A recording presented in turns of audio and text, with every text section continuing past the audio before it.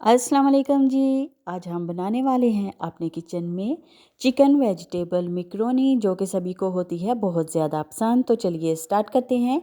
3 लहसुन के जवे लेके मैंने चॉप कर लिया और 2 टेबलस्पून ऑयल के साथ मैं इसको कुक करूँगी। तो इसका फ्लेम जो है वो बहुत ज़्यादा स्लो रखेंगे।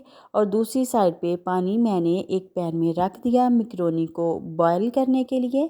तो देख लें, इसका फ्लेम बहुत ज़्यादा लो रखना है आपने। और लहसुन जो चॉप किया हुआ है ये बिल्कुल भी गोल्डन ब्राउन नहीं करना, इसको ओवर कुक नहीं करना। इसका कलर बिल्कुल भी चेंज नहीं होना चाहिए जैसा कि रेस्टोरेंट वगैरह में होता है। और पानी में मैंने 1 चम्मच कुकिंग ऑयल इसमें शामिल कर दिया ताकि मिक्रोनीज़ आपस में जुड़े नहीं। 1 प्याली भर की मिक्रोनी मैंने इसमें डाल दिए उबलने के लिए। और हाई फ्लेम पे मैक्रोनी को उबालना है। 8 से 9 मिनट तक वो मैक्रोनी जो है हमारे रेडी हो जाएंगे।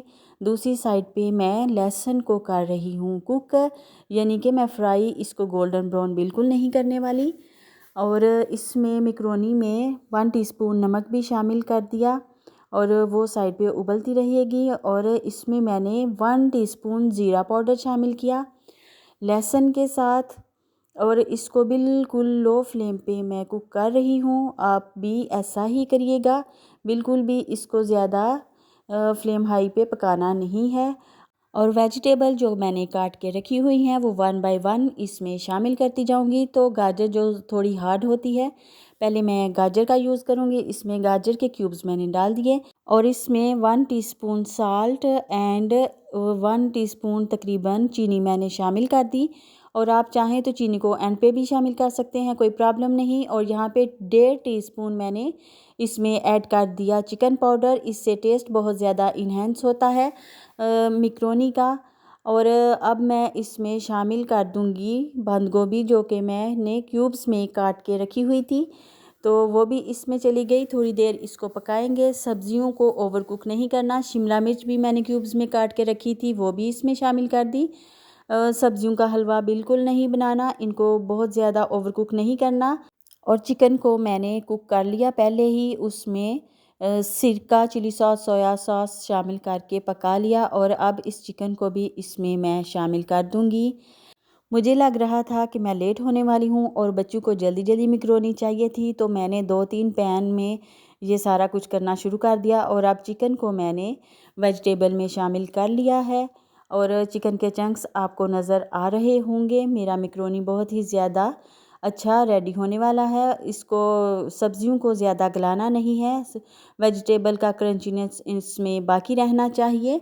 और अगर आप अच्छी तरह मैक्रोनी को घर में बनाएंगे तो आपके बच्चे मैक्रोनी खाने के लिए रेस्टोरेंट का रुख नहीं करेंगे। तो आपने एक चीज़ का ख़ास ख्याल रखना है कि सब्जियां बहुत ज़्यादा गलानी नहीं है और ना ही आपने मैक्रोनी को ओवर कुक करना है।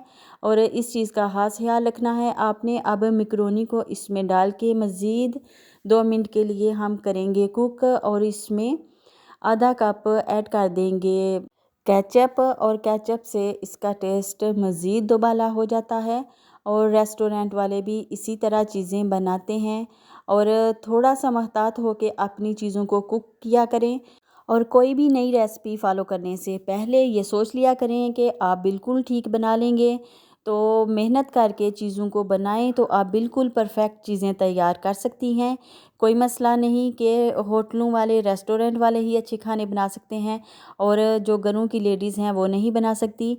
तो आप सब कुछ कर सकती हैं, बस आपने सोच लेना है कि आपने आज अच्छी कुकिंग करनी है तो यकीनन आप बहुत ही अच्छी डिश बना पाएंगी। और बहुत ही अच्छे अच्छे खाने बनाकर अपने घर वालों को किया करें खुश, और अपने बच्चों को भी खुश रखा करें। और मेरी मैक्रोनी तो आलमोस्ट डन हो चुकी है। अभी हम इसको करेंगे किसी प्लेट में डिश आउट, और मैं चेक करवाती हूँ आपको। तो आप तो बस देख सकते हैं, तो मैं तो इसको खा के ट्राई ज़रूर करूँगी। तो एक बाइट तो बनता है, मैंने इतनी ज़्यादा मेहनत की है तो मैं अभी एक बाइट लूँगी। मुझे बहुत ही अच्छी इसकी खुशबू आ रही है। तो माशाल्लाह से मेरी मैक्रोनी बहुत ही खूबसूरत, निखरी हुई, बिल्कुल गली हुई चीज़ें नहीं है, तो डन हो चुकी है।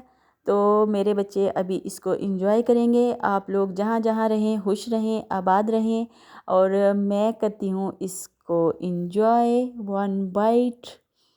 तो वाओ, मज़ेदार। आपने ज़रूर ट्राई करना है और कमेंट में अपनी राय दीजिए।